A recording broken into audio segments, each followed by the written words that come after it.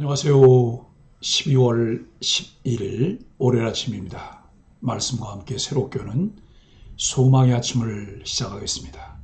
고 하용주 목사님은 생각 없는 행동과 기도 없는 사역처럼 위험한 것은 없다라고 이야기합니다. 사무엘상 25장 14절로 22절까지 말씀을 본문으로 봐요. 온 가족을 살리는 지혜로운 대처라고 하는 주제로 함께 은혜를 나누기를 원합니다. 힘을 절제하지 못하면 화날 때 불필요한 말과 행동으로 이어지는데 낭패를 당하고 그것 때문에 후회를 합니다. 그런데 그런 것으로부터 자유로운 사람은 아무도 없습니다. 사람에 따라 차이가 있을 뿐이고 그 후속 처리를 어떻게 하느냐에 따라서 오히려 그것이 자신을 성숙하게 하는 자원이 될 수도 있습니다.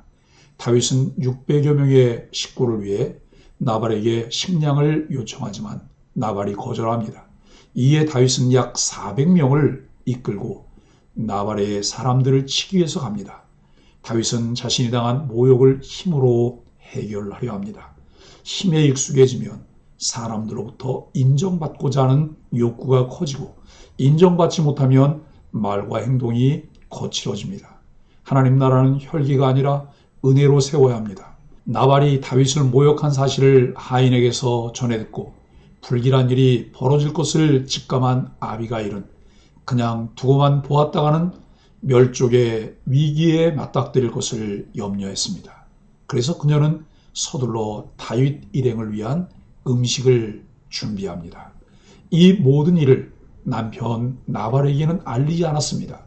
아비가일에게 저간의 상황을 알려준 하인과 아비가일 모두 남편의 판단을 믿지 않았습니다. 아마 나발은 세속적인 욕심에 가득 찬 사람으로 당장 눈에 보이는 이익과 세력에만 집착하는 인물이었을 수 있습니다. 반면에 아비가일은 다윗이 어떤 사람이며 어떤 세력으로 커갈지를 내다보고 있었던 듯 합니다. 그렇지 않다면 나발의 견해에 동의하거나 다윗 일행을 피해 도망치면 그만이었을 것입니다. 이렇게 음식을 준비해서 주도 면밀하게 다윗을 만나러 가는 아비가일의 목적은 그와 관계를 어그러뜨리지 않고 이어가려고 합니다. 반면에 이 장면에 등장하는 다윗의 모습은 지금까지 우리들이 봐왔던 것과는 사뭇 다른 모습입니다. 지금까지 다윗은 한 번도 사람들 앞에서 감정을 쉽게 드러내지 않았습니다. 그리고 사울과 대조되게 감정도 잘 절제했습니다. 그런데 나발의 도발에 다윗의 감정이 폭발하고 말았습니다. 본문의 기자는 앞선 사울과의 대면 이후 이런 다윗의 모습을 굳이 보여주고 있습니다. 기왕 왕권에 도전할 의중이 만방에 드러난 마당에 사울의 세력을 유다 땅에서부터 제압해가려는 의도라고 생각해 볼 수 있습니다. 잔잔한 바다가 닿던 다윗의 마음에 서운한 파도가 일었습니다. 사무엘의 죽음으로 인한 상실감 때문인지 여전히 해소되지 않은 사울에 대한 두려움 때문인지 모르겠지만 다윗의 이러한 반응은 너무나 낯선 모습이었습니다. 이제까지 사울의 모진 핍박에도 흔들림 없던 다윗이 자신을 모욕한 나발을 응징하기로 정하고 군사 400명에게 출정 준비를 시킵니다. 이제 나발은 죽은 목숨이나 다름이 없습니다. 과연 이 위기를 막을 방법은 무엇일까요? 14절로 17절은 참된 통치자는 누구일까요? 나발의 하인들 중 하나가 아비가일에게 나발이 다윗을 모욕한 일을 보고합니다. 하인들 가운데 하나라는 표현을 볼 때 대부분의 하인들은 나발의 행동을 문제로 여기지 않았고 단지 한 명의 하인만이 나발의 행동이 옳지 않다고 생각했음을 알 수 있습니다. 그런 생각에서 멈추지 않고 행동합니다. 그에게 위기를 막을 능력은 없었지만 위기를 해결할 사람을 정확히 알고 찾아갈 지혜는 있었습니다. 우리는 자칫 자신이 속한 사회에서 자기가 작은 부품에 불과하다고 생각하기 쉽습니다. 하나님은 우리 능력의 크기와 상관없이 우리가 처한 환경에서 가장 적절하고 유의미한 행동을 하도록 이끄십니다. 그러나 분명하게 구분해야 하는 것은 자기 자신의 이익을 위해 기회주의적인 행동을 하는 것과는 분명 차이가 있음을 알아야 합니다. 하인은 아비가일에게 그간 다윗의 군사들이 자신들을 보호해 주었음을 보고합니다. 밤낮 우리에게 담이 되었다는 말은 다윗의 군사들이 얼마나 성실하고 안전하게 하인들을 보호하며 선대했는지를 말해줍니다. 아비가일은 나발의 어리석은 대처가 다윗의 분노를 야기했음을 알게 됩니다. 평소에도 아비가일은 종들의 말을 귀담아 들었을 것입니다. 그래서 위기에도 하인의 말을 경청하여 신속하고 적절하게 대처할 수 있었습니다. 진실한 마음으로 경청하는 사람에게 하나님은 당신의 지혜를 전하십니다. 18절로 22절은 위기를 넘기게 하는 지혜자입니다. 아비가일이 지혜롭기에 긴박함을 알아채는 데는 긴 시간이 필요치 않았습니다. 그녀는 서둘러 다윗의 무리에게 전달할 음식을 마련해 보내고 그 뒤를 따랐습니다. 급히라는 말과 아비가일이 준비한 음식들의 종류와 양을 볼 때 상당한 양의 식량을 준비할 수 있는 유능한 사람이었음을 알 수 있습니다. 이는 오랜 노력에 의한 결과일 것입니다. 그 노력의 결실이 비로소 위기의 순간에 큰 도구가 되었습니다. 위기를 대처할 지혜와 능력은 거저 얻어지지 않습니다. 매일의 삶 속에서 주어진 환경과 역할에 최선을 다할 때에 얻을 수 있습니다.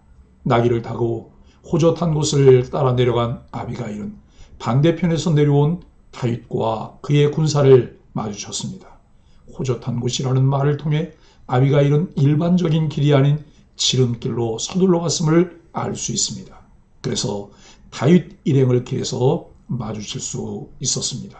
참으로 식은땀이 흐르는 장면입니다. 만약 조금이라도 지체해서 다윗의 군사가 나발의 집에 들이닥쳤다면 회생할 기회는 없었을 것입니다. 우리는 기회라는 것이 우연히 찾아온다고 생각합니다. 하지만 기회는 우연히 찾아오지 않습니다. 상황을 변화시키려는 사람들을 하나님이 도우실 때 찾아옵니다. 무명의 하인과 아비가일은 할 수 있는 최선을 다했습니다. 만약 하인이 나발을 두려워하여 아비가일에게 보고하지 않았다면, 아비가일이 하인의 말을 무시하거나 나발에게 전했더라면 역사가 어떻게 되었을까요? 나발의 가문이 멸망함은 물론이고 다윗은 자기 백성을 약탈하는 죄를 짓게 되었을 것입니다. 두 사람으로 인해 가문과 나라의 명운이 지켜졌습니다. 오늘도 하나님은 이렇게 준비된 자들을 찾으시고 그들을 통해 당신의 역사를 이루어 가십니다.